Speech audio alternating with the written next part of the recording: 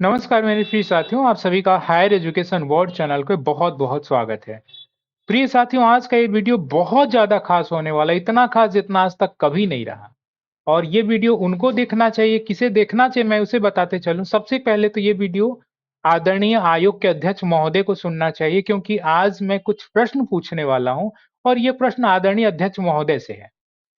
और ये अन्य व्यूअर्स को क्यों सुनना चाहिए? क्योंकि ये पूरी नियुक्ति प्रक्रिया पर ही सवालिया निशान खड़ा कर रहा है और चूंकि सुप्रीम हाई कोर्ट में जो कोर्ट केसेस अभी लगे हुए अनुभव प्रमाण पत्र को लेकर के, वो बहुत ही संगीन अपराध को लेकर के ये इंगित कर रहे हैं और ये पूरी नियुक्ति को ही अधर में लटका सकता है। कैसे और क्या? जरा आखिर तक बने रहिएगा।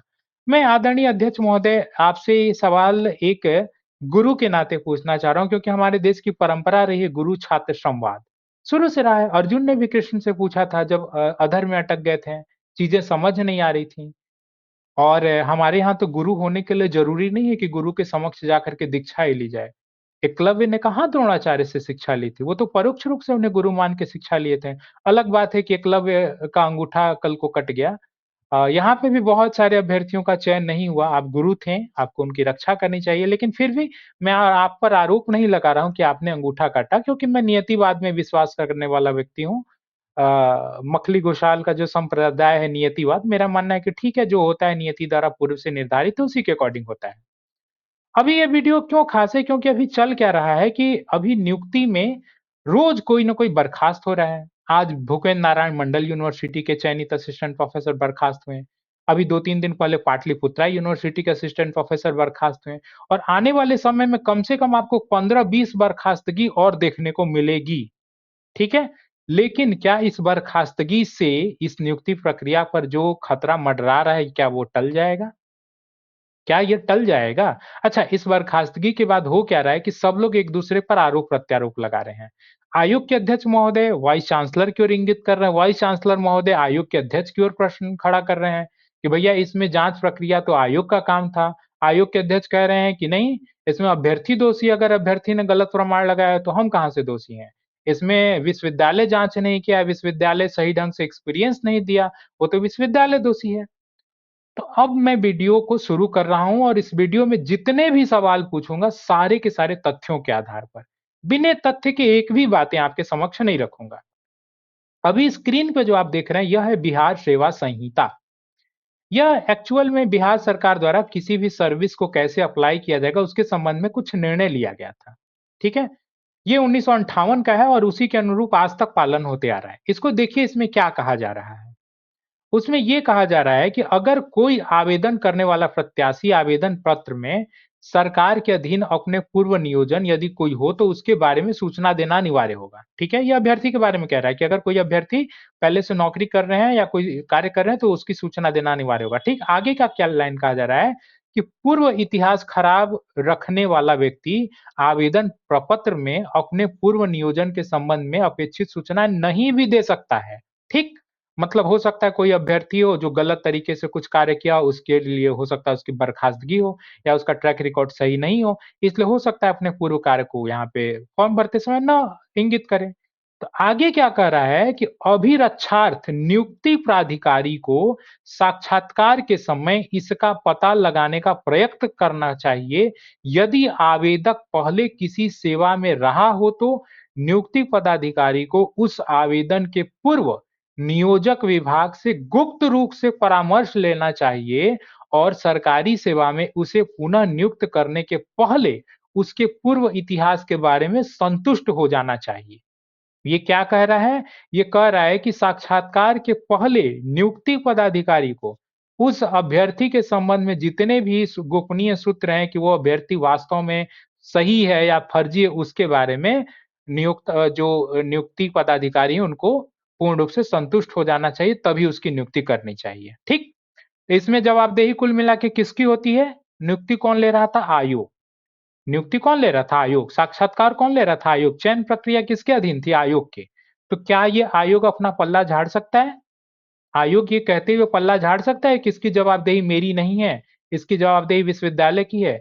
आप नियुक्ति पदाधिकारी हैं तो आवेदन से पूर्व नियोजक विभाग के गुप्त परामर्श लेना चाहिए, आपका कार्य था ना क्रॉस वेरिफिकेशन करना। अच्छा, क्रॉस वेरिफिकेशन लाखों लोगों का तो संभव नहीं था, क्योंकि अभ्यर्थी लाखों थे। लेकिन फिर भी क्या आपने किया जो कॉमन प्रोसीड्योर करना चाहिए था? अच्छा, एक और चीज़ चलते हैं। इस विज्ञापन के इंस्टीट्यूट में जो विज्ञापन का नियमावली बनी थी, उसमें आप आगे चलते हैं तो देखिए उस विज्ञापन की नियमावली में एक लाइन और कहा गया, देखिए। ये इंस्टीट्यूट है सिलेक्शन प्रोसेस का, इस नियुक्ति के संबंध में कहा क्या रहा है कि the selection process shall be transparent and the commission shell considered both academic qualification and performance in the interview. ठीक है, मतलब क्या क्या रहा है कि सिलेक्शन प्रोसेस बिल्कुल ट्रांसपेरेंट होनी चाहिए, पारदर्शी होनी चाहिए। तो आज हम देखते हैं कि कितनी पारदर्शी ये नियुक्ति प्रक्रिया रही है। तो पहला सवाल या निशान कि अध्यक्ष महोदय ये बताएं कि आप जो कह रहे थे कि यह जांच करने का अधिकार या फिर वास्तव में फर्जी अभ्यर्थी है, गलत से अभ्यर्थी है, इसकी किसकी जवाबदेही थी? ये देखिए आपकी जवाबदेही थी। ये जो सरकार बिहार सेवा संहिता है, इसके अंतर्गत पूर्ण रूप से जवाबदेही केवल और केवल आयोग की थी, ठीक है?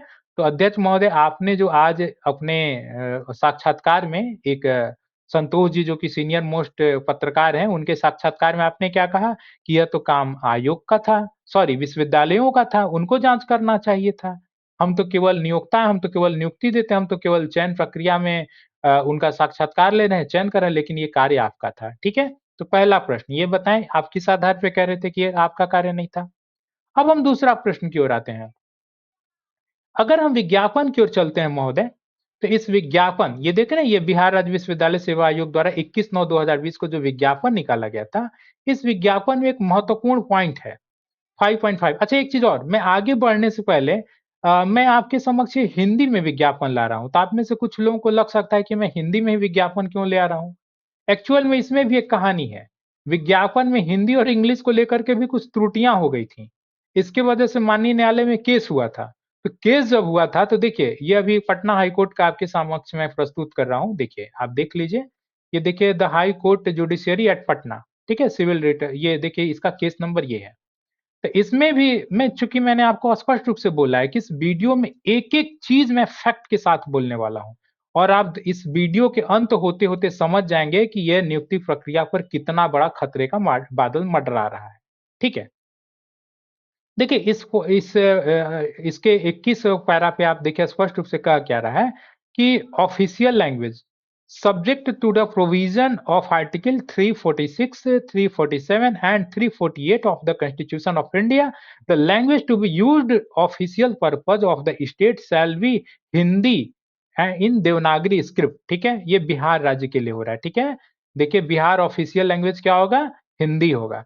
आगे इसमें क्या कह रहा है कि ए डिवीजन, देखिए इसमें स्पष्ट रूप से क्या कर रहा है, in the case of associated distribution limited the supreme court has held that the official language of state Uttar Pradesh in Hindi and if any difference found between the notification in English and Hindi, the notification issued in Hindi will be applicable.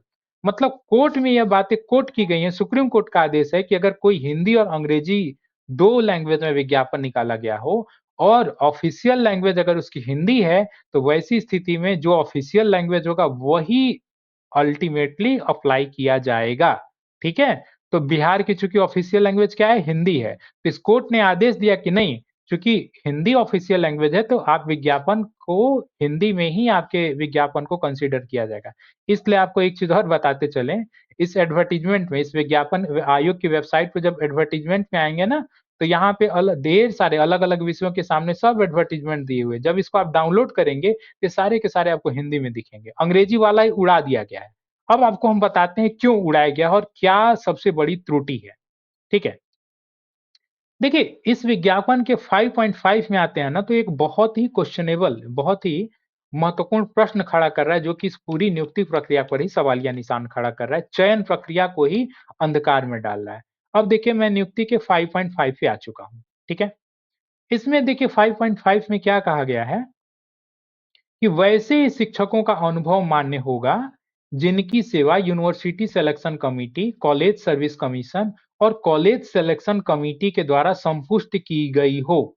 ठीक, 5.5 देखिए स्पष्ट रूप से क्या कह रहा है कि वैसे ही शिक्षकों का अनुभव मान्य होगा जिनकी सेवा university selection commission committee, college service commission, college selection committee के द्वारा संपुष्ट की गई हो। ठीक, ये विज्ञापन में भी कह रहा है। इसके बाद आयोग से चलिए आरटीआई से पूछा गया कि भाई एक्सपीरियंस किस तरह का काउंट होगा?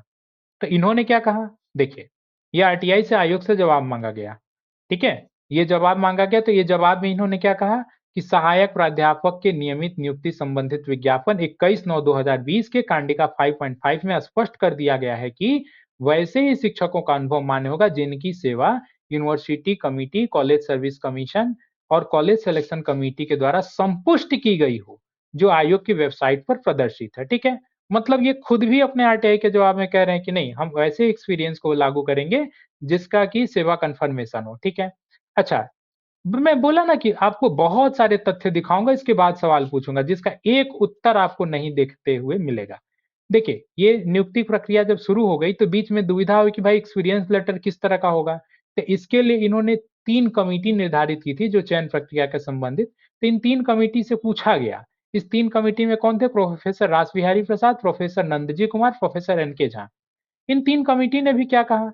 इन 3 कमिटी ने कहा कि the committee therefore resolve recommended that the academic marks of teaching postdoctoral experience shall be awarded as per provision of the statute, provided that the experience certificate, postdoctoral experience and countersigned by the registrar of the university.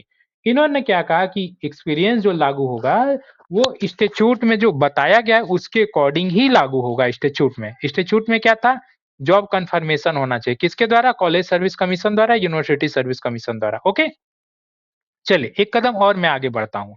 ये देखिए, जब ये विज्ञापन निकला तब कई विश्वविद्यालयों द्वारा अपने अपने विश्वविद्यालयों को लेटर जारी किया गया और बोला गया कि देखो भाई, एक्सपीरियंस जब आप अपने अपने कॉलेजेस में बनाना, देखिए ये किस भूपेंद्र नारायण मंडल विश्वविद्यालय का लेटर है। ये तब का लेटर है जब आयोग द्वारा विज्ञापन जारी किया गया था। तो इन्होंने अपने अधीन सारे कॉलेज को एक आदेश दिया। क्या आदेश दिया? इन्होंने बोला कि शिक्षकों की नियुक्ति हेतु प्रकाशित विज्ञापन के मार्गदर्शिका कांडिका 5.5 के अनुसार वैसे ही शिक्षकों का अनुभव मान्य होगा जिनकी सेवा university selection committee, college service commission और कॉलेज सिलेक्शन कमेटी के द्वारा संपुष्ट की गई हो, ठीक है। एतद द्वारा प्रमाण कंडिका 7.2 के अधो हस्ताक्षरी प्रति हस्ताक्षरित होना चाहिए, ठीक है। और इन्होंने महाविद्यालय के प्रधानाचार्य को यह आदेश दिया कि वैसे शिक्षकों का शिक्षण या अनुभव प्रमाण पत्र निर्गत किया गया हो जो उक्त मार्गदर्शिका के अनुरूप नहीं है, तथा अगर वो अपने साक्ष्य अभिलेख संलग्न नहीं किया गया है तो उनसे अनुरोध है कि ऊपर के अंकित मार्गदर्शिका आच्छादित शिक्षक अभ्यर्थियों को ही साक्ष्य अभिलेख के आधार पर अनुभव प्रमाण पत्र निर्गत करने का कष्ट करें। ये भूपेंद्र नारायण मंडल यूनिवर्सिटी ने कब जारी किया? ये तब जारी किया जब स्टेच्यूट बन के आ गया कि नियुक्ति प्रक्रिया में किस तरह के अनुभव प्रमाण पत्र होंगे। तब इन्होंने भूपेंद्र नारायण मंडल यूनिवर्सिटी ने अपने सारे कॉलेज को मार्गदर्शिका दिया कि भैया आप लोग एक्सपीरियंस जब जारी करना तो इस तरह के प्रमाण पत्र के आधार पर जारी करना, ठीक है। अब हम दिखाते हैं आपको आयोग का कारनामा।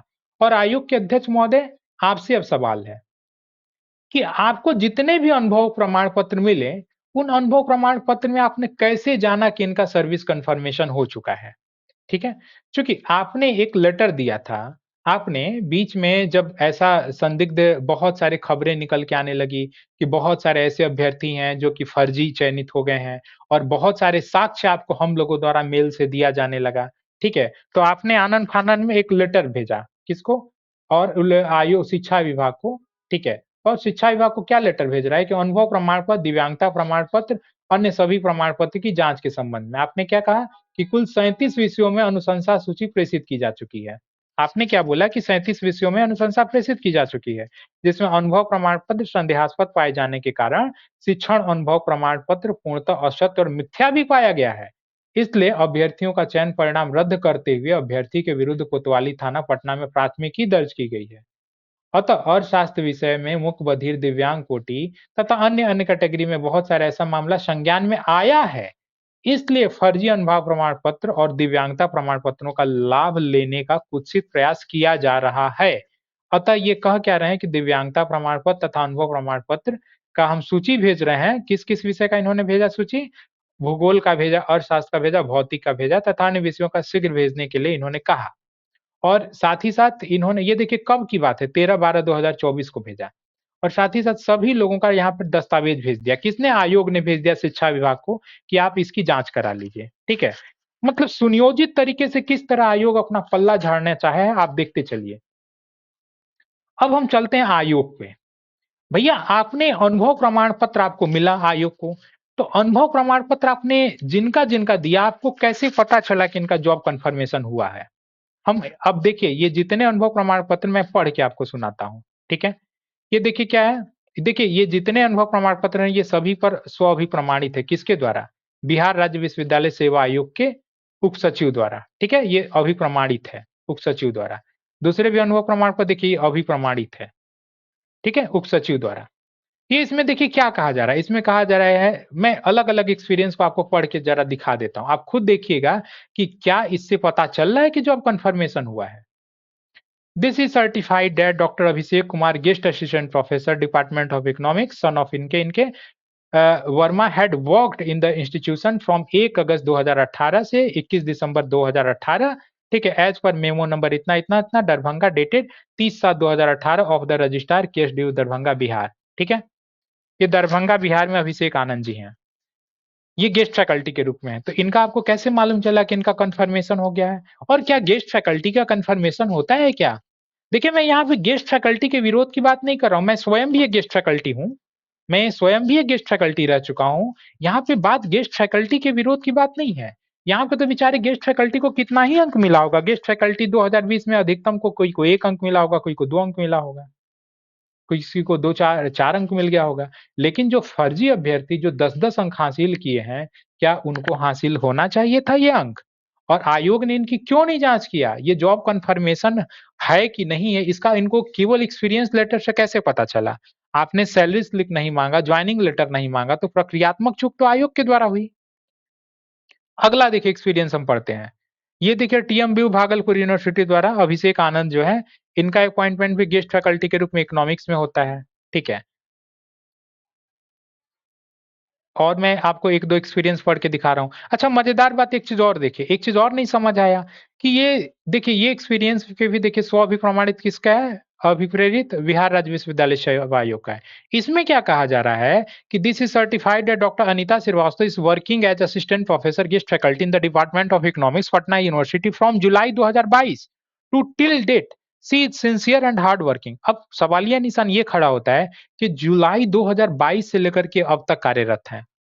और इनका एक्सपीरियंस कब देखिए एक सिग्नेचर हुआ 2024 को। तो अध्यक्ष महोदय, आपने कल ही इंटरव्यू में संतोष कुमार जी के इंटरव्यू में आपने क्या कहा कि फॉर्म अप्लाई होना तो 2020 में ही बंद हो गया, तो बीच में तो कोई एंटरटेन किया ही नहीं जा सकता था। तो ये बताइए इनका एक्सपीरियंस आपने बीच में कैसे ले लिया? एक्सपीरियंस पर अंक दिया है कि नहीं दिया है वो कोई मैटर नहीं करता है। प्रश्न ये उठता है कि आपने बीच में इनका दस्तावेज कैसे ले लिया? और वो भी जुलाई 2022 से इनका एक्सपीरियंस है। जुलाई 2022 से एक्सपीरियंस आपने कैसे ले लिया? भाई विज्ञापन में तो स्पष्ट था ना कि फॉर्म भरने की जो आखिरी तिथि है, उसके बाद का कोई डेट एक्सेप्टेबल नहीं होगा और उसके बाद तो कोई फॉर्म भी नहीं दिया जा सकता था। तो आपने जुलाई 2022 से इस एक्सपीरियंस जो इनका कार्यरत है, ये कैसे आपने ले लिया? और भी आगे देखिए बढ़ रहे हैं। इनका देखिए क्या है, ये देखिए जुलाई 2000 डॉक्टर अनीसा श्रीवास्तव, ये देखिए जितने भी है ना सब पर अभिप्रमाणित है उप सचिव बिहार राज्य विश्वविद्यालय सेवा आयोग का। आप ये ना समझिए कि ये जितने भी एक्सपीरियंस सर्टिफिकेट दिखा रहे हैं, ये एक्सपीरियंस सर्टिफिकेट यूं ही फर्जी या आरटीआई द्वारा आयोग से ही मांगा गया है। इसमें देखिए क्या कह रहा है कि this is to certified that doctor Anita Srivastava was working as guest faculty in the department of mass communication and economics department Patna women's college from July 2009 से March 2018। She is sincere and hard working. बहुत आश्चर्य की बात है, ये 2009 से 2018 तक hard working कार्यरत कर रही हैं, कार्य कर रही हैं। तो ये कैसे पता चला कि आप ये, पहली बात तो ये गेस्ट फैकल्टी हैं, इनका वेतनमान कितना था, कितना नहीं। दूसरी बात, जुलाई 2009 में कौन सा गेस्ट फैकल्टी आ गया? किस तरह का गेस्ट फैकल्टी है? और एक चीज और मैं दिखाना चाहता हूँ, अब इसी चलते दरमियान इसी एक और आपको दस्तावेज दिखाते चल रहा हूँ। ये बहुत ही आश्चर्यजनक। ये देखिए, ये कोर्ट में एक केस हुआ था अनुभव प्रमाण पत्र को लेकर के, रूरल स्टडीज विषय का मामला है। तो ये देखिए गिरीश कुमार चौधरी सर जो अभी आयोग के अध्यक्ष महोदय हैं, वो पटना यूनिवर्सिटी के वाइस चांसलर थे। उनके दरमियान जब जांच हुआ तो देखिए क्या निकला, एक अभ्यर्थी है डॉक्टर शशि गुप्ता। शशि गुप्ता देखिए यहाँ पे क्या लिख रहा है कि doctor Shashi Gupta has submitted the experience certificate from July 2001 to 29/10/2020, but there is no evidence available for engaging class by her from 2001 to 2007 मतलब कि 2001 से लेकर के 2007 तक उनके पढ़ाने का कोई एविडेंस ही मौजूद नहीं है। साथ ही साथ क्या कह रहा है कि in the year 2001 she was not having master degree which she completed in 2003। मतलब 2001 में तो वो तो मास्टर डिग्री भी नहीं थी। 2003 में उन्होंने मास्टर डिग्री कंप्लीट किया है। और ये डॉक्टर शशि गुप्ता जो हैं, ये अपना एक्सपीरियंस सर्टिफिकेट लगाए हुए थे 2001 से लेकर के 7 तक। होता क्या है कि ये कोई अभ्यर्थी शशि गुप्ता और राकेश रंजन जी का मामला कोर्ट केस में चलता है और कोर्ट इनका ऑब्जर्वेशन कराने की बात करता है, कोर्ट इनकी जांच कराता है, तब ये बातें सामने निकल के आती हैं। और मजेदार बात ये है कि उस समय वाइस चांसलर वहां के कौन थे? वर्तमान के आयोग के अध्यक्ष महोदय। अध्यक्ष महोदय, आप ही के शायद कार्यकाल में एक्सपीरियंस इशू भी हुआ होगा। आपने खुद देखा अपने सामने कि जब कोर्ट द्वारा जांच होती है तो पाया क्या जाता है कि अभ्यर्थी ने 2001 से लेकर के 2007 तक का एक्सपीरियंस तो लगाया था। सॉरी, 2000 कब से है देखिए, 1 से लेकर के 2020 तक, 1 से लेकर के 2020 तक का लगाया हुआ है। और 2001 में ये एमए तक नहीं कंप्लीट किया हुआ है और इसका चयन तक हो गया था। शायद चयन हुआ था, नहीं हुआ था, लेकिन आयोग में इसको इंटरटेन किया गया था। और बाद में जब कोर्ट में ऑब्जर्वेशन हुआ तो ये पाया गया कि अरे ये तो 2001 में एमए ही नहीं पास था। तो आप खुद उस समय विश्वविद्यालय के उस समय वाइस चांसलर थे और जब आप आयोग के अध्यक्ष बने तो आपने ये नहीं सोचा कि जितने भी लोग एक्सपीरियंस दे रहे हैं इसका प्रूफ क्या है? भाई 2009 से 2018 तक ये हार्ड वर्किंग किए हुए हैं, नहीं किए हुए हैं, कि इनकी वास्तव में ज्वाइनिंग हुई थी, नहीं हुई थी, एमए पास थे, ज्वाइनिंग लेटर मंगा लिए होते, सैलरी स्लिप मंगा लिए होते। तो इन एक्सपीरियंस लेटर को पढ़ के कैसे पता चल रहा है कि इनका जॉब कंफर्मेशन हुआ है कि नहीं हुआ है? ये तो पता ही नहीं चल रहा है। और विज्ञापन का 5.5 तो स्पष्टता कह रहा है ना, स्पष्टता क्या कह रहा है कि वैसे ही शिक्षकों का अनुभव प्रमाण पत्र मान्य होगा जिनकी यूनिवर्सिटी सिलेक्शन कमेटी या कॉलेज सिलेक्शन कमेटी या कॉलेज सर्विस कमीशन द्वारा सेवा संपुष्ट की गई हो। तो जब आपने सेवा संपुष्टि का कोई साक्ष्य ही नहीं मांगा, कोई भी एविडेंस ही नहीं मांगा, ये प्रक्रियात्मक चूक नहीं है तो क्या है? और आपने सबको एक्सपीरियंस पे अंक दे दिया। इसके लिए दोषी कौन है? इसके लिए दोषी विश्वविद्यालय है। इसके लिए दोषी विश्वविद्यालय कैसे हुआ? इसके लिए दोषी विश्वविद्यालय के वाइस चांसलर कैसे हुए? आप ये कह रहे थे पिछले दिनों साक्षात्कार में कि विश्वविद्यालय के वाइस चांसलर लोग कैसे या फिर रजिस्ट्रार लोग कैसे इस तरह के एक्सपीरियंस पर अनुभव दे दिए, अनुभव प्रमाण पत्र जारी कर दिए जिसका कि जॉब कंफर्मेशन ही नहीं था। ऐसे को कैसे दे दिए जिसका कि कोई सैंक्शन पद पे वो कार्यरत ही नहीं थे। महोदय, सैंक्शन पद पर जो नौकरी करेगा या जो पढ़ाएगा केवल उसी को अनुभव का अधिकार है क्या? अगर कोई व्यक्ति किसी कॉलेज में एड हॉक के बेसिस पे पढ़ा रहा है, तो क्या वो अनुभव का भी अधिकारी नहीं है? बिल्कुल, उसको तो अनुभव प्रमाण पत्र मिलना चाहिए ना, एड हॉक के रूप में कार्यरत है तो। एड हॉक के रूप में कार्यरत है तो एड हॉक के रूप में उसको मिलना चाहिए। तो आप ये कैसे कह सकते हैं कि जितने भी विश्वविद्यालय के वाइस चांसलर हैं, उन्होंने एक्सपीरियंस सर्टिफिकेट इश्यू किया तो वो तो ये सोच करके नहीं इश्यू किया कि हम ये इश्यू केवल और केवल बिहार राज्य विश्वविद्यालय सेवा आयोग के लिए इश्यू कर रहे हैं। क्योंकि अभ्यर्थी तो देश भर के थे ना, तो देश भर के विश्वविद्यालय अपने-अपने विश्वविद्यालयों के जितने भी कार्यरत फैकल्टी मेंबर हैं, उनके लिए जो एक्सपीरियंस सर्टिफिकेट दे रहे हैं, वो बिहार राज्य विश्वविद्यालय सेवा आयोग के नियम को तो देख करके वो नहीं दे रहे हैं।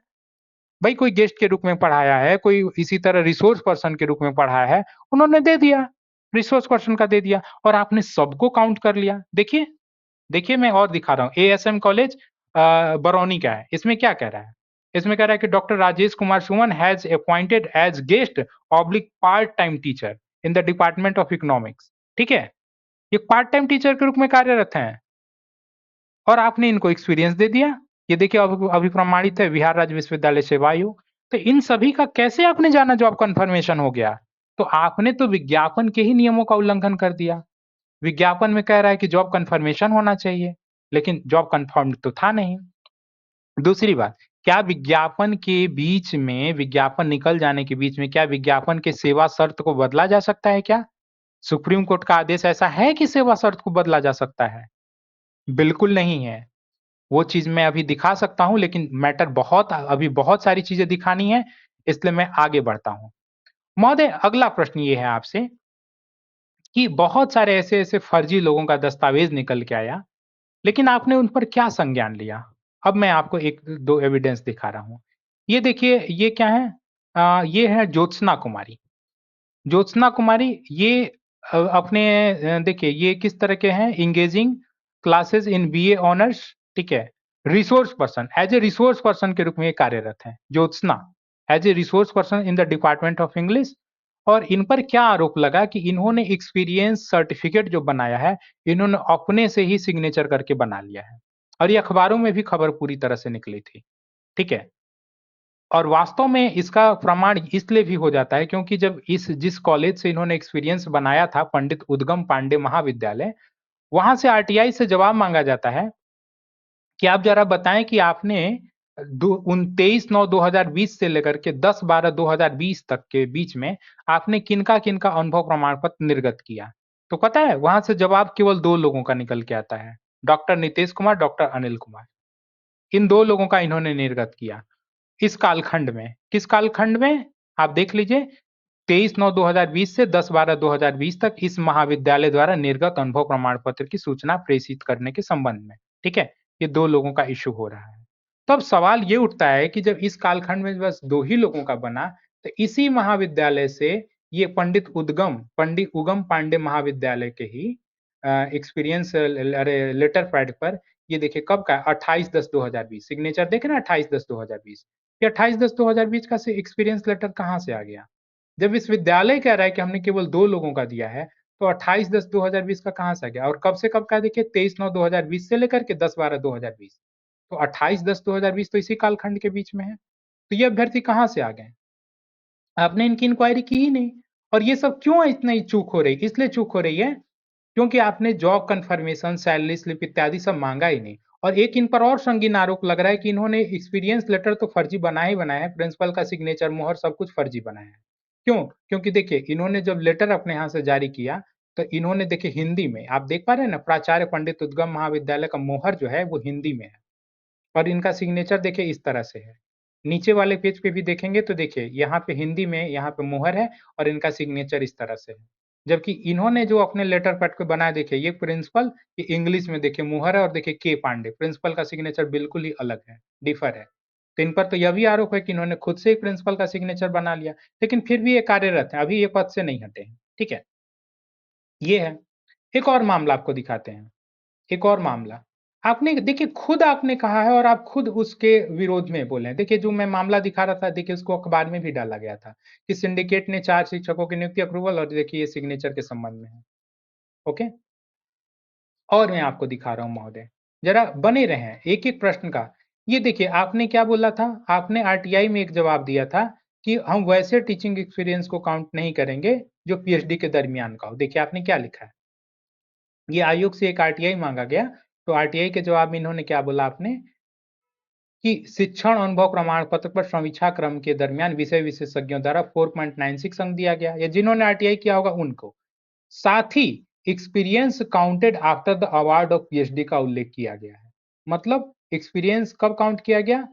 अवार्ड ऑफ पीएचडी, मतलब पीएचडी के बाद ही एक्सपीरियंस काउंट किया गया। ओके, तो जब पीएचडी के बाद एक्सपीरियंस काउंट किया गया, तो ये मैथमेटिक्स के सेकंड टॉपर हैं। अभी मैं जिसका दिखाने जा रहा हूं, अमरनाथ कुमार, ये मैथमेटिक्स के सेकंड टॉपर हैं। और इनको देखिए आपने अनुभव पे कितना अंक दिया है? 10 अंक दिया है। शिक्षण अनुभव पे आपने कितना अंक दिया है? 10 अंक दिया है। शोध अभिलेख पर 10 अंक दिया हुआ है। ओके, अमरनाथ कुमार को, अमरनाथ कुमार का ये नोटिफिकेशन है। इन्होंने पीएचडी कब किया? इन्होंने किया 2018 में। देखिए इनका एग्जामिनेशन कब होता है, वाइवा कब होता है? 2018 में। और ये कब, देखिए इनका रजिस्ट्रेशन कब हो रहा है? 2011-12 में। तो महोदय एक चीज बताएं कि जब इनका 11-12 में रजिस्ट्रेशन हो रहा है और 2018 में वाइवा हो रहा है, तो इनको 10 अंक कैसे मिला होगा? क्योंकि विज्ञापन तो 2020 में निकला था। तो अगर ये कहीं पढ़ाए भी होंगे तो 19-20 में पढ़ाए होंगे। 19-20 में अधिकतम ही अगर इनको 2 साल मिलेगा, या मान लीजिए 18 से भी जोड़ते हैं, तब भी इनका कितना बनेगा? मुश्किल से 3 साल, 2.5 साल। तो इनको 10 अंक आपने कैसे दे दिया? 10 अंक कैसे दे दिया? इनका पीएचडी के दरमियान का एक्सपीरियंस आपने काउंट कर लिया। आप खुद बोल रहे हैं कि पीएचडी के दरमियान का एक्सपीरियंस नहीं काउंट होगा, लेकिन इनका पीएचडी के दरमियान का भी आपने काउंट कर लिया। ठीक है, ये भी मैं बताते चल रहा हूँ कि इन्होंने कहाँ-कहाँ का एक्सपीरियंस लगाया था। कि मैथमेटिक्स डिपार्टमेंट, किसान कॉलेज सहरसा का इन्होंने लगाया। दूसरा एक्स फैकल्टी इन्होंने लगाया पटना साइंस कॉलेज का लगाया। तीसरा इन्होंने जेएन कॉलेज मधुबनी का लगाया। तीनों का। और ये सब पीएचडी के दरमियान का ही है, लेकिन आपने इनको काउंट कर लिया, और ये आज सेकंड टॉपर है मैथमेटिक्स के, और ये कार्यरत है, पटना यूनिवर्सिटी में शायद चयन हुआ है। अगला मैं आपको दिखाता हूँ। इतने सारे सवाल है महोदय, आप खुद ही कहते कुछ और है। अब देखिए आपने क्या बोला, देखिए एक चीज और मैं थोड़ा सा एक फोटो के माध्यम से दिखाता हूं ताकि चीजें बहुत स्पष्ट हो जाए। ये देखिए क्या है, ये देखिए टीचिंग एक्सपीरियंस। आप क्या कर रहे हैं कि teaching experience in BEd college is not valid. ये आप ही का आरटीआई का जवाब है। आपने किसी आरटीआई में, कोई अभ्यर्थी ने आरटीआई किया बिहार राज्य विश्वविद्यालय सेवा आयोग को, तो आपने आरटीआई में क्या बोला कि बीएड के दरमियान के टीचिंग एक्सपीरियंस हमारे द्वारा वैलिड नहीं होंगे। Teaching experience is not, teaching experience in BEd college is not valid. ठीक है, बीएड कॉलेज का टीचिंग एक्सपीरियंस वैलिड नहीं होगा। लेकिन वास्तव में आपने इधर क्या किया है, अब मैं आपको दिखाता हूं। देखिए अखबारों में भी निकला था। आप कल कह रहे थे ना एक साक्षात्कार में संतोष जी के, कि अरे अखबार को क्या देते हैं, अखबार वाले तो कुछ भी निकालते रहते हैं। अखबार वाले महोदय कुछ भी नहीं निकालते हैं, अखबार वालों पर केस हो जाएगा अगर कुछ भी निकालेंगे तो। वो भी साक्ष्य के साथ ही चीजों को निकालते हैं। देखिए एक्सपीरियंस लेटर इनका आपने क्या दिया, ये जो है अभ्यर्थी, इनको आपने देखिए इनका एक्सपीरियंस लेटर देखा जाए, ये भी देखिए अभिप्रमाणित है आप ही के द्वारा। आप देख लीजिए, अब अभिप्रमाणित है बिहार राज्य विश्वविद्यालय सेवा आयोग से, और इनके एक्सपीरियंस लेटर को चलिए देखा जाता है। ये कौन है, अनु कुमारी हैं। इनके बारे में क्या कर रहा है, this is certified that Anu Kumari was appointed as assistant professor Satyendra Kisan college education. ठीक है, किसान कॉलेज ऑफ एजुकेशन, मिस्री मनियारी। ठीक है, Silaut Muzaffarpur, the department of BEd, the department of BEd on the recommendation of constituent selection committee. ठीक है, ये किसमें है, डिपार्टमेंट ऑफ बीएड में है। तो डिपार्टमेंट ऑफ बीएड में है महोदय, और आपने इनको दे दिया एक्सपीरियंस पर। और इनका जॉब कंफर्मेशन हुआ है कि नहीं हुआ वो तो छोड़ दीजिए, जॉब कंफर्मेशन वाली वो तो एक अलग दलील है, वो तो किसी भी एक्सपीरियंस को देख करके पता ही नहीं चलेगा कि जॉब कंफर्मेशन हुआ है कि नहीं हुआ है, वो एक अलग ही दलील है। लेकिन ये देखिए आपने बीएड को भी दे दिया, और आप कह क्या रहे थे कि बीएड को हम अंक नहीं देते हैं, और देखिए आपने बीएड को अंक दिया है, अभी प्रमाणित है देखिए आपके द्वारा। और इस अभ्यर्थी का चयन भी हो रखा है, ऐसा नहीं कि इनका चयन नहीं हुआ है, इनका चयन भी हो रखा है। ठीक है, इनका चयन किस विश्वविद्यालय में हुआ है, आपको अगले पेज पे मैं दिखाऊंगा। थोड़ा सा मुझे कंफ्यूजन है, इसलिए मैं डायरेक्ट विश्वविद्यालय का नाम अभी बोल नहीं पा रहा हूं, लेकिन इनका चयन हो रखा है। ओके, चलिए मैं और दिखाता हूं, और प्रश्न आपसे पूछ लेता हूं। आपने इतनी सारी त्रुटियां महोदय किया है कि इसका कोई सवाल जवाब ही नहीं है, और आप कह रहे हैं कि ये जवाबदेह आयोग नहीं है। आपको तो ललित नारायण मिथिला यूनिवर्सिटी से शिक्षा लेनी चाहिए, ललित नारायण मिथिला यूनिवर्सिटी जो गेस्ट टीचर के अपॉइंटमेंट निकालता है।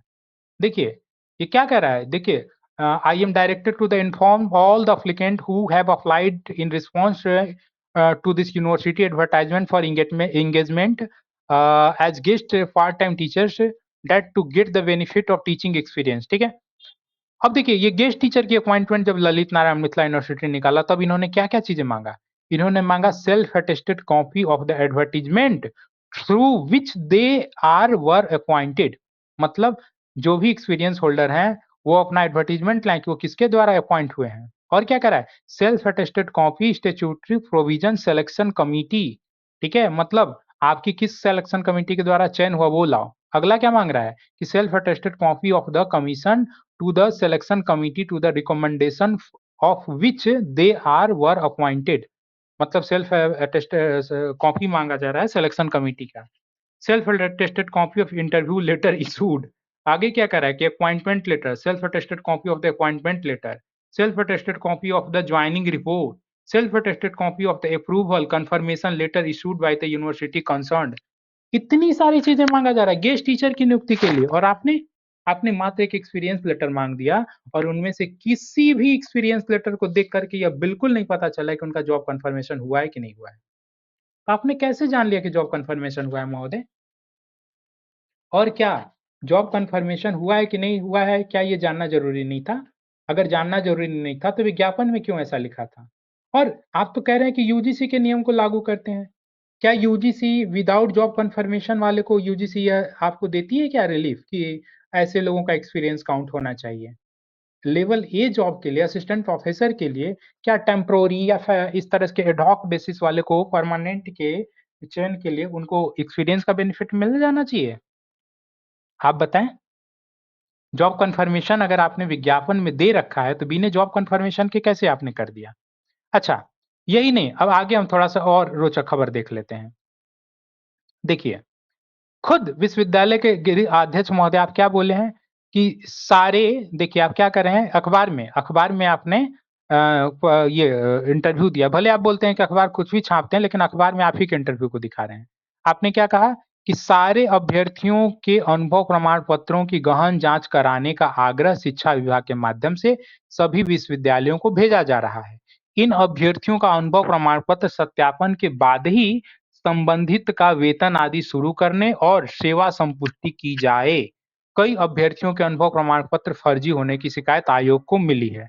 अब आपसे प्रश्न ये है महोदय कि क्या क्या कई विश्वविद्यालयों द्वारा जो जॉब कंफर्मेशन कर दिया गया, अब मैं आपको दिखा रहा हूं जॉब कंफर्मेशन का। देखिए वीर कुंवर सिंह विश्वविद्यालय, इन्होंने जॉब कंफर्मेशन कर दिया है। इन्होंने जॉब कंफर्मेशन कर दिया है। सबकी जितने भी लोग हैं, देखिए सेवा संपुष्टि हो गई, देख रहे हैं ना, सेवा संपुष्टि हो गई, योगदान की तिथि और सेवा संपुष्टि, ये सभी लोगों की सेवा संपुष्टि की सूचना निकाल दिया। अब महोदय क्या इन्होंने सबकी एक्सपीरियंस लेटर सबकी जांच कर लिया है क्या? अब मैं आपको दिखा रहा हूं इनके जो फर्जीवाड़ा। बहुत बार कहा गया लेकिन इस पर कोई ध्यान नहीं दिया गया, न विश्वविद्यालय को द्वारा ध्यान दिया गया, नहीं आयोग के द्वारा, नहीं इस विश्वविद्यालय के द्वारा। मैं आपको दिखाता हूं। तपसी कुमार, एक ऐसा अभ्यर्थी जो कि इंटर स्कूल में पढ़ाया हुआ और वहां के प्रिंसिपल द्वारा कहा जा रहा है कि हमें जो इन्होंने एक्सपीरियंस दिया हुआ है वो इंटर स्कूल का है, और ये मेरे यहाँ किसी भी डिग्री महाविद्यालय में नहीं पढ़ाए हैं, उनके कॉलेज के प्रिंसिपल कह रहे हैं। लेकिन आपने उनके अनुभव प्रमाण पत्र को भी स्वीकार लिया और वो आज वीर कुंवर विश्वविद्यालय में कार्यरत है। वीर कुंवर विश्वविद्यालय में कार्यरत है। देखिए डॉक्टर जगन्नाथ मिश्र महाविद्यालय मऊ से इन्होंने एक्सपीरियंस लिया था, ठीक है। और इनके बारे में देखिए उन कॉलेज की प्रिंसिपल क्या कह रही हैं, श्रीमती वंदना कुमारी जो कि जगन्नाथ मिश्र महाविद्यालय के हैं, वो कह रही हैं कि महोदय डॉक्टर तपसी कुमार शिक्षक भूगोल में मेरे महाविद्यालय में 2002 से 2020 तक इंटर में कार्यरत हैं। 2020 के बाद से महाविद्यालय में अनुपस्थित रहे हैं।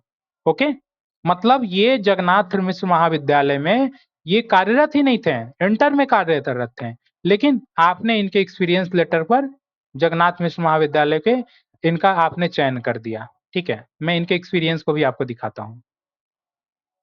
ये देखिए इनका चयन किसमें हुआ, तपसी कुमार का वीकेएसयू आरा में हुआ है, वीकेएसयू आरा में। ओके, वीकेएसयू आरा में। और देखिए इनका आरटीआई से मांगा गया कि तपसी कुमार को कितना अंक लिया गया है, तो ये थोड़ा ब्लर कर रहा हूं, हो सकता है स्पष्ट रूप से न दिखे। यहाँ पे देखिए शिक्षण अनुभव पे इनको कुल 10 अंक मिले, ये तपसी कुमार का ही आरटीआई है। ये थोड़ा सा इसको ये इमेज थोड़ा क्लियर नहीं आ पा रहा, फट गया है, लेकिन वास्तव में इनको शिक्षण अनुभव पे कितना अंक मिला था, 10 अंक मिला था। और ये किसमें पढ़ा रहे थे, इंटर स्कूल में पढ़ा रहे हैं, इनके कॉलेज स्कूल के प्रिंसिपल द्वारा कहा जा रहा है। इनकी जांच हुई नहीं, इनकी वेरिफिकेशन हुई नहीं। आपने ही कहा था ना शिक्षा विभाग को, विश्वविद्यालय को, कि जब तक जांच न हो जाए तब तक इनका जॉब कंफर्मेशन न किया जाए। और वास्तव में क्या हुआ, वीर कुंवर विश्वविद्यालय ने तो जॉब कंफर्मेशन कर दिया, सबका कंफर्मेशन कर दिया। इसी में आप देखेंगे तो इसमें कहीं ना कहीं तपसी कुमार का नाम होगा। अब मैं खोजने बैठूंगा तो किसी न किसी सीरियल नंबर पे होगा, थोड़ा वक्त लगेगा क्योंकि और भी सवालिया निशान खड़ा करने हैं, इसलिए मैं दूसरे पेज पे चल रहा हूँ। ओके, क्योंकि बहुत लंबा पीडीएफ है। जितने भी लोग चयनित हुए थे किसी की जांच हुई नहीं हुई, वीर कुंवर सिंह विश्वविद्यालय तथा अन्य विश्वविद्यालय भी लगभग सबका कंफर्मेशन करते जा रहे हैं। अच्छा, अब कोर्ट की दबिश बढ़ते जा रही है, तो दबिश बढ़ते जा रही है तो और क्या क्या घटनाक्रम हो रहे हैं, अब वो जरा देख लीजिए। अब वो जरा देख लीजिए महोदय, मतलब इतने बड़े लेवल पे इतने फर्जीवाड़े हुए हैं और आप कह रहे हैं कि इसमें आयोग कोई दोषी ही नहीं है, जबकि मैंने स्पष्ट रूप से दिखाया कि इसमें दोषी कौन है। भाई आप नियोक्ता हैं, चयन आप कर रहे थे, तो आपको ये करना था ना। बिहार सेवा संहिता तो यही कहती है कि आपको ये करना था। अच्छा, जो पारदर्शिता की बात हुई, अभी मैंने ट्रांसपेरेंट क्या दिखाया आपको, एक लेटर, ठीक है। ये इंस्टीट्यूट क्या कर रहा है कि ट्रांसपेरेंट होनी चाहिए, ठीक है। तो selection process shall be transparent. अब हम ट्रांसपेरेंसी की ओर चलते हैं, जरा देखते हैं कि कितना ट्रांसपेरेंट है। ये देखिए, ये लेटर आप देख रहे हैं, ये आरटीआई से जब हिंदी में जितने भी चयनित अभ्यर्थी इनका स्कोर कार्ड मांगा गया, तो देखिए सबका स्कोर कार्ड आयोग के द्वारा दे दिया गया, ठीक है। System generated score, manual generated score, interview में कितना स्कोर है, टोटल मार्क्स कितना, सब कुछ दे दिया गया। इससे कम से कम अगर मेरा चयन नहीं हुआ है तो हमारे कंपटीटर को कितना अंक किस किस क्षेत्र में मिला, कम से कम वो तो जानकारी हमें हो रही थी। ये कब हो रहा था, पूर्व के आयोग के अध्यक्ष के समय, जब आप महोदय आए, गिरीश चौधरी सर जब आप आए, तो आपसे जब किसी भी चयनित अभ्यर्थी का आरटीआई से जवाब मांगा गया, आपने वो देना ही बंद कर दिया। आपने क्या कहा कि नहीं, 2005 के नियम के अनुरूप हम आरटीआई देने के लिए बाध्य नहीं है, हम गोपनीयता का आपने नियम बना दिया। और वो यही है, यही नियम था। देखिए, ये बिहार सरकार का सामान्य प्रशासन विभाग के द्वारा एक लेटर आपको दिया गया था, और ये कब दिया गया था? 15/2/2016 को। इसमें क्या कहा गया था? इसमें कहा गया था कि अगर, देखिए इसमें स्पष्ट रूप से कह रहा है कि इस संबंध में कार्मिक एवं प्रशिक्षण विभाग भारत सरकार द्वारा कार्यरत विज्ञापन संख्या 14/6/2013 को निर्गत किया गया। अनुरोध है कि माननीय सर्वोच्च न्यायालय द्वारा पारित न्यायाधीश एवं कार्मिक एवं प्रशिक्षण विभाग भारत सरकार के द्वारा कार्यालय ज्ञापन के माध्यम से दिए गए निर्देशों को अपने सभी अधीनस्थ राज्य लोक सेवा आयोग पदाधिकारी और प्रथम अपीलीय प्राधिकार के बीच इसको परिचारित करते हुए। कि किस चीज के लिए था? इसमें स्पष्ट रूप से ये कहा गया था कि सर्वोच्च न्यायालय द्वारा सूचना के अधिकार अधिनियम 2005 की धारा 8(1) के संबंध में यह महत्वपूर्ण व्यवस्था दी गई है कि किसी सरकारी संगठन में किसी सरकारी पदाधिकारी, कर्मी या कार्यकलाप या नियोक्ता एवं सेवक के बीच का मामला है, और सामान्यतः ऐसे मामलों का विनिमय सेवा के नियमों से होता है जो निजी सूचना के दायरे में आता है, तथा ऐसी सूचनाओं के प्रकटीकरण का किसी कार्य या लोक हित का संबंध नहीं होता है। इस संबंध में कार्मिक एवं प्रशिक्षण विभाग यह अपना आदेश दे रहा है कि आप उसको पब्लिक डोमेन में नहीं देंगे आरटीआई के माध्यम से। ठीक है, ठीक है। लेकिन आपको वास्तव में दूसरा कोर्ट ऑर्डर नहीं दिखा, ये कोर्ट ऑर्डर नहीं दिखा। ये सूचना के अधिकार के तहत मांगा गया सूचना गोपनीयता या के सिलेक्शन के अगर संदर्भ में मांगा जा रहा है तो थर्ड पार्टी का बहाना नहीं चलेगा। ये देखिए, मध्य प्रदेश हाई कोर्ट का आदेश था। इसमें स्पष्ट रूप से ऐतिहासिक फैसला आया था, यह सुनाते हुए कि केंद्रीय सूचना आयोग को कड़ी फटकार लगाते हुए कहा कि यदि कोई व्यक्ति किसी सार्वजनिक पद पर नियुक्त हुआ है तो उसकी शैक्षणिक योग्यता, अनुभव प्रमाण पत्र एवं चयन प्रक्रिया से संबंधित दस्तावेज, नियुक्ति आदेश आदि निजी जानकारी नहीं माने जाएंगे। वह सभी दस्तावेज जनता के लिए सार्वजनिक सूचना है, और आरटीआई के माध्यम से कोई भी व्यक्ति यदि मांग करता है तो पब्लिक अथॉरिटी के जन सूचना अधिकार में उन्हें डालना पड़ेगा। ये देखिए, मध्य प्रदेश कोर्ट का आदेश है। चूंकि जो आरटीआई का आदेश ये आया, इसको गलत ढंग से आप सभी लोगों ने इंप्लीमेंट किया, तो कोई कोर्ट केस किया, और कोर्ट केस किया तो मध्य प्रदेश के हाई कोर्ट ने इस तरह का आदेश दिया कि नहीं, अगर चयन प्रक्रिया में उसका अनुभव प्रमाण पत्र या उसकी नियुक्ति संबंधी जानकारी अगर मांगी जा रही है, ये गोपनीयता नहीं है, आपको इसको देना चाहिए। ठीक है, पारदर्शिता के लिए, पारदर्शिता के प्रकटीकरण के संबंध में। लेकिन आपने इसको इम्प्लीमेंट नहीं किया, तो किस तरह की पारदर्शिता बरत रहे हैं महोदय? आपको मैं गुरु कह रहा हूं, हे गुरुदेव, आप बताइए आचार्य कि आपने किस तरह की पारदर्शिता बरती है। और उस दरमियान एक चीज और, जो सर्विस कन्फर्मेशन की बात कर रहे थे, देखिए 2020 में जब अखबारों में क्या निकला करता था, क्या निकल रहा है कि असिस्टेंट प्रोफेसर की बहाली में विश्वविद्यालय सेवा आयोग ने अफिलिएटेड कॉलेज को शिक्षकों को दिया झटका। क्यों भाई? 2007 के बाद बहाल शिक्षकों के सर्विस कन्फर्म नहीं हुआ है, कन्फर्मेशन टीचिंग एक्सपीरियंस के लाभ से चूके। उस समय के अखबारों में देखिए चल रहा था ये सब बातें। लेकिन आपने सबको खुश करने के लिए क्या किया कि विज्ञापन के नियम को ही अपने अनुरूप ढाल लिया, और विज्ञापन के नियम के अनुरूप जो 5.5 था कि वैसे शिक्षकों का अनुभव मान्य होगा जिनकी कॉलेज सर्विस कमीशन या इनके द्वारा सेवा कंफर्म्ड हो, ये आप कंडीशन ही भूल गए, जो कि सबसे बड़ा कंडीशन था। और ये कंडीशन को अप्लाई करने के लिए आपको मांगना था salary slip, joining letter, job confirmation का एविडेंस। आपने कुछ भी नहीं मांगा, और आपने मात्र और मात्र एक एक्सपीरियंस लेटर के आधार पे आप ये मान लिए कि हाँ, इनकी सेवा कंफर्म्ड है। ठीक है, इनकी जॉब, सैलरी स्लिप इत्यादि आपने कुछ भी नहीं मांगा। और इसका खामियाजा क्या हुआ? कितने सारे ऐसे भ्रष्ट अभ्यर्थी बहाल होके आए हैं, आप भी देख पा रहे हैं, आप स्वयं भी देख पा रहे हैं महोदय। तो इसका खामियाजा कौन भुगतेगा, आप ही बताएं। इसका खामियाजा तो आम अभ्यर्थी तो भुगत रहे हैं ना। और आपको तो इससे भी शिक्षा लेनी चाहिए आचार्य गुरुदेव आदरणीय गिरीश कुमार चौधरी सर, कि आप ही जब भीसी थे तो आप खुद देखें कि जब इंस्पेक्शन आपने कराया एक ऐसे अभ्यर्थी का जो एक्सपीरियंस क्या दे रखा है 2001 से लेकर के 2020 तक, और वास्तव में 2001 में मास्टर डिग्री उसकी नहीं थी। तो आप खुद देख रहे हैं कि आप जब भीसी थे और हाई कोर्ट ने जब आपको जांच करने के लिए सौंपा तो इस तरह के अभ्यर्थी आए, और उस समय ये शायद आप ही के कार्यकाल में ये एक्सपीरियंस लेटर इशू हुआ था। तब तो आप भी दोषी हो गए, तब तो आप भी दोषी हो गए ना, क्योंकि आप ही के कार्यकाल में अगर इस तरह के एक्सपीरियंस लेटर इशू हुए हैं तो महोदय आपको करना क्या था? आपको करना था कि salary slip, joining letter, job confirmation का प्रमाण भी मंगा लेना था, जिस तरह से एलएनएमयू जैसा मात्र गेस्ट टीचर की बहाली में वो कर रहा है। लेकिन आपने तो ये सब कुछ किया ही नहीं, और ये सब किया नहीं, और इसका खामियाजा क्या हुआ?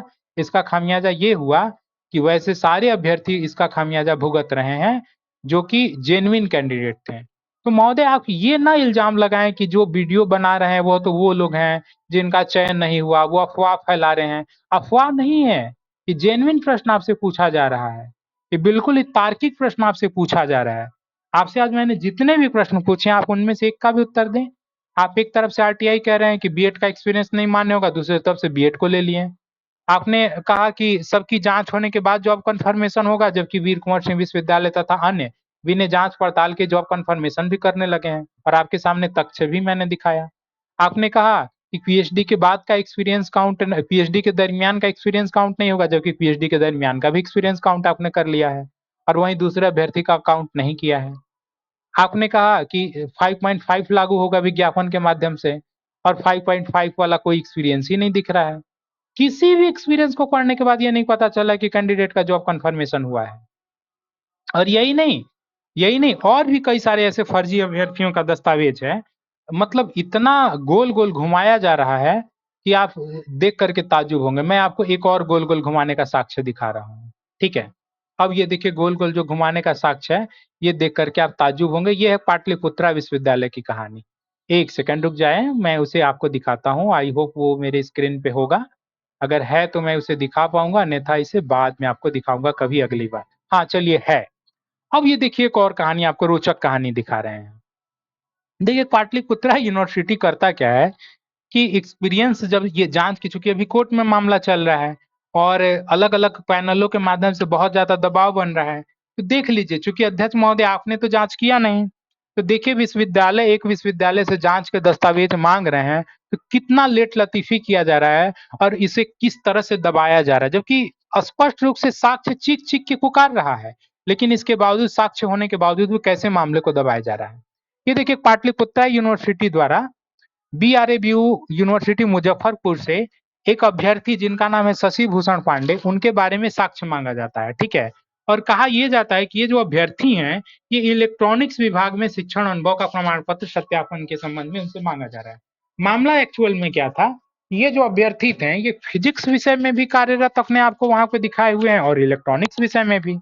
तो ऐसी स्थिति में इनके बारे में स्पष्टीकरण मांगा गया था। किसके द्वारा? पाटलिपुत्रा यूनिवर्सिटी द्वारा मांगा गया था। किससे मांगा गया था? कुल सचिव से मांगा गया था। किसके? बीआरएबी विश्वविद्यालय से। और कहा क्या गया था कि आप 3 कार्य दिवस के अंदर, ये 3 कार्य दिवस के अंदर उपलब्ध कराइए। ये कब मांगा गया था? ये 9/4/2026 को मांगा गया था। मैं आपको अंदर की बात बता रहा हूँ कि 9 अप्रैल 2026 को मांगा गया था, लेकिन 3 कार्य दिवस हो चुका है और बीआरएबी यूनिवर्सिटी इनको नहीं दिया है। इसके पहले भी इन्होंने मांगा था, 13 फरवरी 2026 को ही मांगा था। देखिए, इसी पाटलिपुत्रा यूनिवर्सिटी का लेटर है। फिर ये किससे मांग रहे हैं? बीआरएबीयू से मांग रहे हैं, ठीक है, उनके कुल सचिव से। डॉक्टर शशि भूषण पांडे, प्राध्यापक इलेक्ट्रॉनिक्स विभाग के शिक्षण अनुभव प्रमाण पत्र के सत्यापन के संबंध में। इस बार कितने कार्य दिवस की अवधि दिया था? देखिए इस बार इन्होंने 7 कार्य दिवस, आप देख पा रहे हैं, देखिए यहाँ पे लिखा होगा कहीं ना कहीं, मैंने पहले पढ़ा था, इसमें 7 कार्य डेज का इनको मोहलत दिया जा रहा है कि आप 7 कार्य दिवस के अंदर इनके एक्सपीरियंस को प्रमाणित करके दे दीजिए, ठीक है? इसको आप पढ़ेंगे कहीं ना, हाँ देखिए ये नीचे में लिखा हुआ है, ये नीचे में स्पष्टता देखिए लिखा हुआ है, क्या लिखा हुआ है कि साक्ष्य सहित हस्ताक्षरित कार्यालय को 7 कार्य दिवस के अंदर उपलब्ध कराने की कृपा करें। कि कब मांगा गया था? 13 फरवरी 2026 को। 13 फरवरी 2026 को भी 7 दिन बीत गया, लेकिन बीआरएबी यूनिवर्सिटी ने कोई अपना इनका कंट्रीब्यूशन नहीं दिखाया और कोई सहयोग नहीं किया। पाटलिपुत्रा विश्वविद्यालय का लेटर बस इसी तरह लेटर बन के रह गया। इधर भी फिर से मांगे 9 अप्रैल को, इस बार 3 कार्य दिवस की मोहलत लिए, लेकिन इस बार भी इन्होंने नहीं दिया। जबकि इनके बारे में साक्ष्य मैं आपको बता रहा हूँ, चीख चीख करके साक्ष्य पुकार रहा है। ये देखिए एक्चुअल में, ये देखिए इलेक्ट्रॉनिक्स के अतिथि शिक्षक हैं और भौतिकी शास्त्र के भी अतिथि शिक्षक अपने आप को दिखाया है। और मजेदार बात यह है कि इनकी नियुक्ति भी 2/1/2000 को 2/1/2000 को हुई है, ठीक है? एक्चुअल में हम चलिए इनके कॉलेज का ही आपको एक्सपीरियंस दिखाते हैं। देखिए, ये देखिए डॉक्टर जगन्नाथ मिश्र महाविद्यालय का, ये देखिए इनके द्वारा जितने भी लोगों का एक्सपीरियंस जारी किया गया था, उसका लेटर है। ये देखिए सब आरटीआई के माध्यम से निकाला गया, बड़ी ही मशक्कत करके निकाला गया, ये इतने आसानी से नहीं निकाला गया है। और इसमें देखिए डॉक्टर शशि भूषण पांडे जो कि इलेक्ट्रॉनिक्स में भी अतिथि शिक्षक हैं, शशि भूषण पांडे भौतिकी शास्त्र में भी अतिथि शिक्षक हैं। और मजेदार बात आप इसको देखेंगे तो 2/1/2000 को इनकी दोनों विषय में ज्वाइनिंग हुई है। और सेवा संपुष्टि नहीं है, यह भी लिखा हुआ है सामने कि सेवा संपुष्टि नहीं है। ठीक है, सेवा संपुष्टि नहीं है। ये देखिए इनका शशि भूषण पांडे का, ये देखिए एक्सपीरियंस भी आपको दिखा रहे हैं, डॉक्टर जगन्नाथ मिश्र कॉलेज। और ये किसका है? शशि भूषण पांडे का, department of physics. Okay, department of physics का है। और देखिए इनके एक्सपीरियंस पे क्या लिखा हुआ है कि certified that Shri Shashi Bhushan Pandey was working in the college as assistant professor in the department of physics from 2/1/2000 to 2019। ठीक है, temporary basis, on temporary basis his teaching was satisfactory. आप देख पा रहे हैं, टेम्पोररी बेसिस पे ये कार्यरत हैं 2000 से 2000 से 2019 तक। बताइए, ये डॉक पे हैं और हैं भी कि नहीं है क्या पता, हैं भी कि नहीं है क्या पता। अभी तो हमने दिखाया ना कि जब वाइस चांसलर जो गिरीश कुमार चौधरी सर पटना में थे और वो खुद जांच किए तो क्या पाया कि अरे वो तो कैंडिडेट एमए भी पास नहीं था और उसको एक्सपीरियंस इशू हुआ था, तो क्या पता। और इस तरह से जांच चल रही है कि कोई विश्वविद्यालय इनको कंट्रीब्यूशन ही नहीं दे रहा है एक दूसरे को। तो महोदय यह सब देखिए इनका चयन हो रखा है, पाटलिपुत्रा यूनिवर्सिटी में चयन हो रखा है। किसमें? इलेक्ट्रॉनिक्स डिपार्टमेंट में। आप देख पा रहे हैं ना, ये देखिए आयोग द्वारा जब रिजल्ट जारी किया 31/5/2022 को, तब का मैं दिखा रहा हूँ।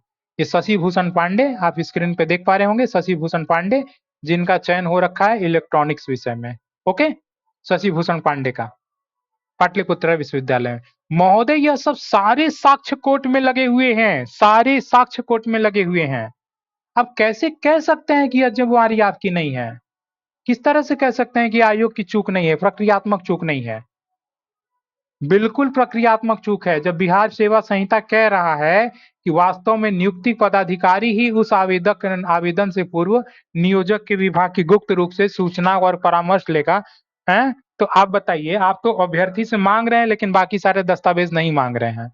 और आप ये आरोप क्या लगा रहे हैं? आपने कल जो साक्षात्कार हुआ जो कि एक वरिष्ठ पत्रकार के माध्यम से, तो आपने क्या बोला? आपने बोला कि वास्तव में ये तो विश्वविद्यालयों की गड़बड़ी है कि विश्वविद्यालय ने ऐसे लोगों का एक्सपीरियंस जारी कैसे कर दिया। अरे, विश्वविद्यालय ने एक्सपीरियंस जारी किया बिहार राज्य विश्वविद्यालय सेवा आयोग को ध्यान में रख के किया है। देश भर के विश्वविद्यालय बिहार राज्य विश्वविद्यालय सेवा आयोग को ध्यान में रख के एक्सपीरियंस लेटर जारी किए हैं। अरे वो तो कोई एडहॉक के बेसिस को पढ़ाया है, कोई 10 दिन पढ़ाया, कोई 2 महीना पढ़ाया, कोई 6 महीना पढ़ाया, तो वो तो कहेगा ना कि साहब हम 6 महीना भी पढ़ाए हैं, टेम्पोररी बेसिस पे पढ़ाए, हमको एक्सपीरियंस दीजिए। और विश्वविद्यालय कैसे मना कर सकता है कि हम नहीं देंगे? तो आप तो अजीब सी दलील दे रहे हैं कि ये जो है कि विश्वविद्यालय दे दिया और उन्होंने जिसका सेवा कंफर्म नहीं था उसको भी दे दिया, इसलिए विश्वविद्यालय की गलती है। वास्तव में गलती आयोग की है। सरासर प्रथम दृष्टया तो यही प्रतीत हो रहा है कि यह गलती आयोग की है, क्योंकि इन्होंने सेवा संपुष्टि के संबंध में कोई साक्ष्य ही नहीं मांगा, जबकि विज्ञापन में स्पष्टता लिखा हुआ है। तो बताएं महोदय, आप इस अनुभव को कैसे जस्टिफाई करेंगे? और जब, अच्छा एक चीज और आपको बताते चल रहे हैं कि ऐसा कुछ लोगों द्वारा कहा जा रहा है कि न्यायालय में जो कोर्ट में मामले लंबित हो रहे हैं वो इसीलिए भी लंबित हो रहे हैं क्योंकि आयोग रिप्लाई ही फाइल नहीं कर रहा है।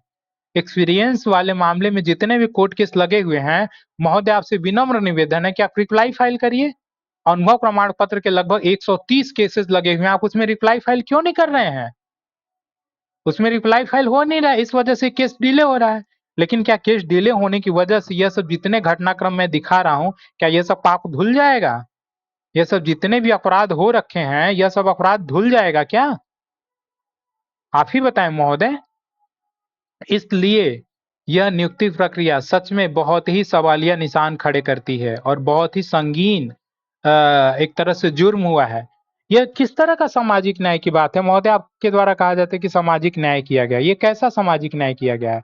अभी मैंने आपको दिखाया जो आपने एक्सपीरियंस लिया है, उस एक्सपीरियंस में तो अजीब है, 2022 तक का आपने लिया है। 2022 का कैसे आपने ले लिया बीच में? 2022 का आपने कैसे ले लिया? और उस समय कोविड काल था, कोविड काल में बहुत सारे तो ऐसे अभ्यर्थी बेचारे थे जो एनसीएल नहीं बनवा पाए हैं, प्रमाण पत्र नहीं बनवा पाए, आपने तो उनको कोई मौका नहीं दिया। उनको क्या कास्ट बदल जाती क्या?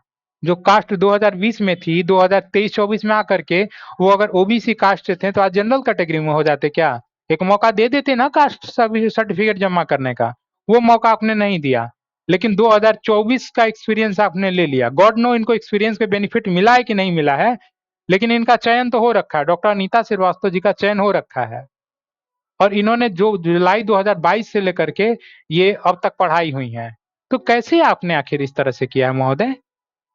किस तरह से आपने इसको एक्सेप्ट कर लिया है? तो ये किस तरह का सामाजिक न्याय है? तो महोदय ये बहुत सारे प्रश्नों को खड़ा करता है। उम्मीद करते हैं कि जितने भी प्रश्न आज मैंने आपको इस चैनल के माध्यम से पूछा है, आप 2-4 प्रश्नों का ही केवल जवाब दे दें। पहला प्रश्न तो ये है कि जॉब कन्फर्मेशन जब विज्ञापन में लिखा हुआ है तो आयोग ने क्यों जॉब कन्फर्मेशन वाले शब्द की जांच ही नहीं किया? सेवा संपुष्टि के बारे में इसका पड़ताल किया है क्या? किसी भी अभ्यर्थी का सेवा संपुष्टि की पड़ताल किया है? और अगर पड़ताल नहीं किया है तो क्या ये अपने ही विज्ञापन का उल्लंघन नहीं है? पहला प्रश्न। दूसरा प्रश्न, आपने काउंटर क्या दिया कि बीएड का अनुभव मान्य नहीं होगा, बीएड स्कूल का, बीएड कॉलेज का। फिर आपने कैसे दूसरे के बीएड कॉलेज का ले लिया एक्सपीरियंस? तीसरा प्रश्न, आप कह रहे हैं कि पीएचडी के दरमियान का एक्सपीरियंस काउंट नहीं होगा, तो फिर किसी का आपने कैसे पीएचडी के दरमियान का काउंट करा लिया और किसी का काउंट नहीं कराया? चौथा प्रश्न, आप जो है कि आरटीआई के माध्यम से सबका जवाब क्यों नहीं दे रहे हैं? अगर कोई अभ्यर्थी यह कह रहा है कि साहब जितने भी अभ्यर्थी चयनित हो रखे हैं, छोड़िए ना, आप अपने आयोग की वेबसाइट पे ही सबका डिटेल्स डाल दीजिए ना। आप सबका डिटेल्स डाल दीजिए आयोग की वेबसाइट पे, जितने भी लोगों को कितना कितना अंक दिया गया। इसमें कौन सी ऐसी गोपनीयता है? हिंदुस्तान पाकिस्तान की ऐसी कोई सूचना है क्या जो रिलीज हो जाएगी तो भारत पे आक्रमण हो जाएगा? अरे, हर कंपटीटर को अपने सामने वाले कंपटीटर का जानने का अधिकार है कि हमारे प्रतिद्वंदी को कितना अंक मिला है। अगर मैं परास्त हुआ हूं तो हमारे प्रतिद्वंदी ने हमें कितने अंक से परास्त किया है, क्या उस प्रतिद्वंदी को जानने का अधिकार नहीं है? तो आप ना आरटीआई के माध्यम से दे रहे हैं, न आयोग की वेबसाइट पे डाल रहे हैं, तो ये किस तरह की पारदर्शिता है? तो आप इसे क्यों नहीं डाल रहे? इसका जवाब दें, इसका जवाब दें। दूसरी बात, आप जांच की बात कर रहे हैं, जितने भी अब तक लोग अधिकतर हटाए गए हैं वो वही हटाए गए हैं जिनके माध्यम से आपको ईमेल किया गया है। अलग अलग प्लेटफॉर्म के माध्यम से ढेर सारे अभ्यर्थियों ने आवाज उठाई, अखबारों में हम लोगों ने सूचनाएं निकलवाई, तो आपने उन्हीं उन्हीं लोगों को हटाया है। तो महोदय आप खुद से क्यों नहीं उसकी जांच करवा रहे एक एक कैंडिडेट की? और विश्वविद्यालय की तो लिपापोती मैंने अभी दिखाया है कि 2-2 बार पाटलिपुत्रा विश्वविद्यालय भेज रहा है, लेकिन कोई जांच वगैरह हो नहीं रही है। ठीक है, तो महोदय ये सब सवाल बहुत हैं, सवाल एक दो नहीं है, सवाल बहुत हैं, सवाल बहुत हैं, जवाब ही नहीं है। सवाल ही सवाल है, जवाब ही नहीं है। उम्मीद करते हैं कि ये नियुक्ति बची रहे, क्योंकि बहुत सारे ऐसे कैंडिडेट हैं जो कि बेचारे निर्दोष हैं, लेकिन डर लगता है कि ये नियुक्ति आखिर बचेगी तो कैसे बचेगी? क्योंकि अगर चयनात्मक प्रक्रिया में ही दोष होगा, और आप ही देखिए ना, चयनात्मक प्रक्रिया में तो दोष है ना। जॉब कन्फर्मेशन लिखा हुआ है 5.5 में कि उन्हीं का एक्सपीरियंस काउंट होगा और उसकी कोई जांच ही नहीं हुई। एक भी एक्सपीरियंस में दावे के संग कह सकता हूं कि एक भी एक्सपीरियंस में ऐसा नहीं लिखा हुआ है कि जॉब कन्फर्मेशन हुई है। तो फिर कैसे मालूम हुआ जॉब कन्फर्मेशन के बारे में? रिसोर्स पर्सन का है, किसी का कब का है, कोई 2001 से पढ़ा रहा है, कोई 2004 से पढ़ा रहा है, कोई 2002 से पढ़ा रहा है, कैसे पढ़ा रहा है, विज्ञापन निकला कि नहीं निकला, कोई क्रॉस वेरिफिकेशन नहीं हुई, कोई क्रॉस वेरिफिकेशन नहीं हुई। और एक एक दो दो जिनके बारे में एकदम सब कुछ पब्लिक डोमेन में आ जा रहा है, एकदम पूरी तरह से मामला महक जा रहा है, तो एक दो कैंडिडेट को निकाला जा रहा है, जबकि भरमार है फर्जी एक्सपीरियंस सर्टिफिकेट की, भरमार। तो महोदय न्यायालय में कैसे इसकी रक्षा किया जाएगा ताकि सारे नियुक्ति प्रक्रिया बचे रहे, पूरी नियुक्ति बची रहे? आपसे अनुरोध है कि अब भी कम से कम एक एक कैंडिडेट की जांच करवाएं, एक एक कैंडिडेट की जांच करवाएं, जितने भी एक्सपीरियंस होल्डर हैं, ताकि नियुक्ति में चीजें बच जाएं, नियुक्ति अब बच जाए। मैं भी नहीं चाहता हूं कि यह नियुक्ति कैंसिल हो। आपसे अनुरोध है इस नियुक्ति की अच्छे से एक एक कैंडिडेट, लेकिन कैसे बचे कि मुझे तो यही नहीं समझ आ रहा है।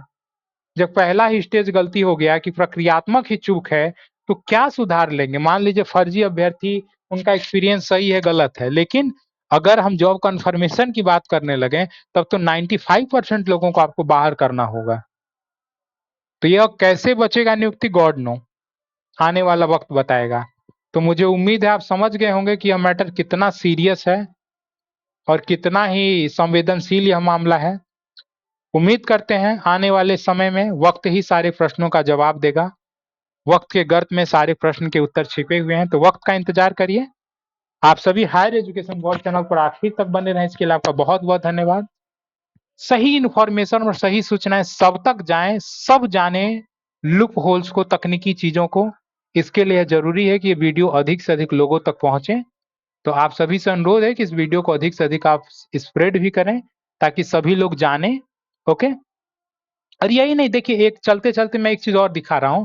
देखिए जस्टिस मार्कंडे काटजू ने एक बार इसी तरह पोस्ट डाला था। उन्होंने भी कहा था इसी के संबंध में कि today the most educated youth in Jammu and Kashmir are the PhD holders who have been working as teacher और contract basis in the government college for many years and are facing a lot of injustice. क्यों भाई?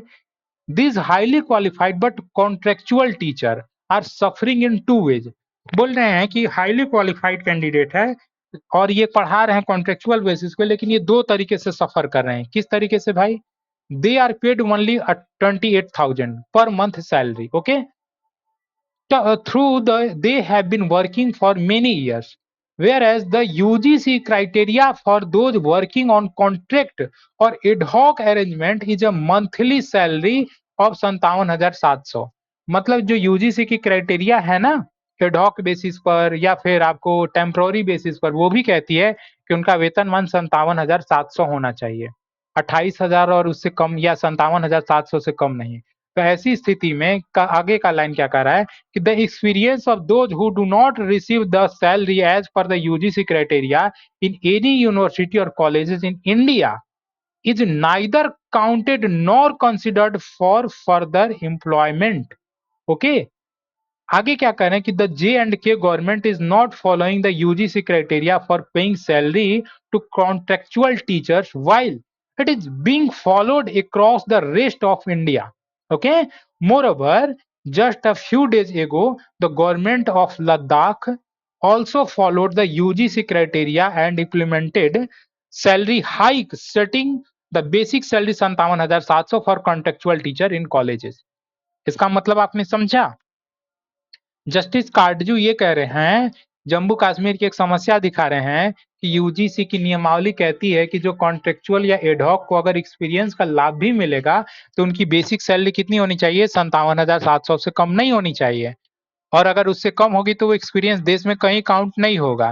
ठीक है, इसलिए आपको इसको implement करना चाहिए। और ये सब समस्या देखते हुए भी लद्दाख की गवर्नमेंट ने यूजीसी क्राइटेरिया को इम्प्लीमेंट करते हुए जो बेसिक सैलरी जो कॉन्ट्रेक्चुअल का भी है 57,700 कर रखा है, ताकि उनको एक्सपीरियंस वगैरह में कल को समस्या न हो। तो ये है यूजीसी की गाइडलाइन। तो जो आप यूजीसी की भी दलील देते हैं कि यूजीसी गाइडलाइन का उल्लंघन है, यूजीसी की गाइडलाइन को हम फॉलो कर रहे हैं, तो कहाँ यूजीसी की गाइडलाइन को फॉलो कर रहे हैं? मैं बहुत ज्यादा डिटेल में अब यूजीसी की नियमावली को नहीं दिखाने जा रहा हूं, अन्यथा जी ने यूजीसी की रेगुलेशन में बहुत ज्यादा लिलिप्सा है। आप यूजीसी रेगुलेशन 2018 के clause number 10E for elephant, UGC regulation 2018 के क्लॉज नंबर 10E को जाकर के देखिए। उसमें स्पष्टता दिया हुआ है सैलरी के बारे में और एक्सपीरियंस के बारे में कि किनका एक्सपीरियंस काउंट होगा। ओके, और जो अभी मैं आपको बार बार जॉब कन्फर्मेशन बता रहा हूं ना, देखिए यूनिवर्सिटी एक्ट 1976 के अकॉर्डिंग भी जब आप जाएंगे ना, तो यूनिवर्सिटी एक्ट 1976 के अकॉर्डिंग भी जो जॉब कन्फर्मेशन की बात कही गई है, कम से कम आपको 1 साल के बाद ही या 2 साल के बाद ही जॉब कन्फर्मेशन होता है। ठीक है, तो यहाँ पे तो मतलब जॉब कन्फर्मेशन इत्यादि और सैंक्शन पद पे जो होता है उनकी जॉब कन्फर्मेशन होती है, यूं ही किसी की भी नहीं होती है। लेकिन यहाँ पे तो आपने कुछ दिखाया ही नहीं महोदय, आपने कोई जांच ही नहीं किया है। तो आप समझ सकते हैं ये सवालिया निशान कितने सारे खड़ा कर रहा है, और माननीय न्यायालय में जब केस चलेगा तब क्या होगा गॉड नो। ईश्वर से प्रार्थना है कि यह नियुक्ति बची रहे और यह नियुक्ति की रक्षा हो, लेकिन रक्षा कैसी होगी इसका उत्तर मेरे भी पास नहीं है। अगर आप सब में से किसी के पास है इसका उत्तर, तो कमेंट में जाकर के कमेंट जरूर करिएगा इस वीडियो के नीचे कमेंट में। आप सभी हायर एजुकेशन वर्ल्ड चैनल पर आखिर तक बने रहे, इसके लिए आपका बहुत बहुत धन्यवाद। थैंक यू सो मच, और वीडियो को अधिक से अधिक फैलाएं।